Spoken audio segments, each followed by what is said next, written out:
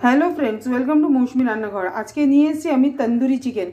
ये देखुन आमि फ्राई पैनेই करब तंदुरी चिकेनटा। এই যে तंदुरी এই চিকেন নিয়ে এসেছে, এটা ম্যারিনেট করে রেখেছি দই দিয়ে, আর একটু লবণ দিয়েছি, একটু মিষ্টি দিয়েছি, আর তন্দুরি মশলা দিয়েছি। তারপরে আমি কি করে এটা রেডি করব আপনাদের দেখাবো।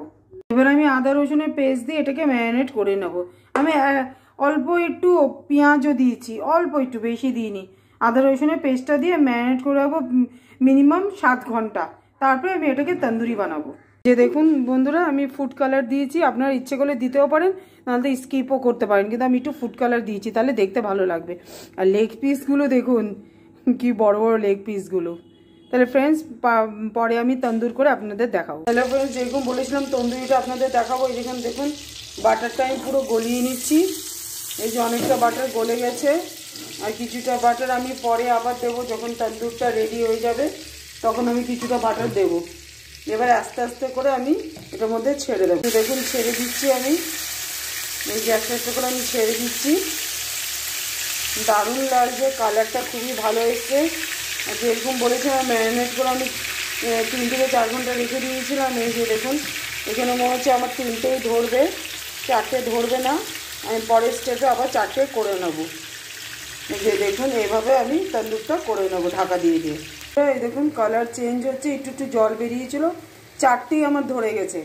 এই যে এই পাশে একটা, এই পাশে একটা, এই পাশে একটা। ধোয়ার জন্য অনেক কিছু দেখা যাচ্ছে না। এই যে দেখুন এই যে কালারটা চেঞ্জ হচ্ছে, এই যে দেখুন চিকেনের কালার, এই যে দেখুন এখানে পুরো কালারটা চলে এসছে কিন্তু। এবার আমি এটা তাওয়ার উপরে রেখে আটু পুড়িয়ে নেব। এই যে দূরের থেকে আপনাদের দেখেছি, কেন কি ভাব চলে এসেছিলো তো ক্যামেরাতে, তাই জন্য দেখাতে পারছিলাম। এই দেখুন চিকেনের কালারটা একটু চেঞ্জ হয়েছে। এই যে দেখুন আমি এই যে রুটির এটার মধ্যে কীভাবে পুড়িয়ে নিচ্ছি চিকেনটা, আপনারা এইভাবে পুড়িয়ে নেবেন।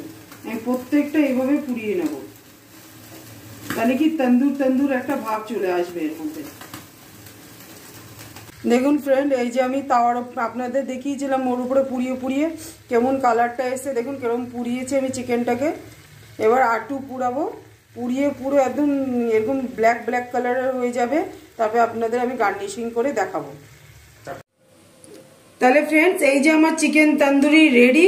এই দেখেন এখানে গ্রিন চাটনি, এখানে পেঁয়াজ, এখানে লেবু, এই দিয়ে খেয়ে নেবো। উফ দারুণ টেস্ট, দারুণ আপনারা।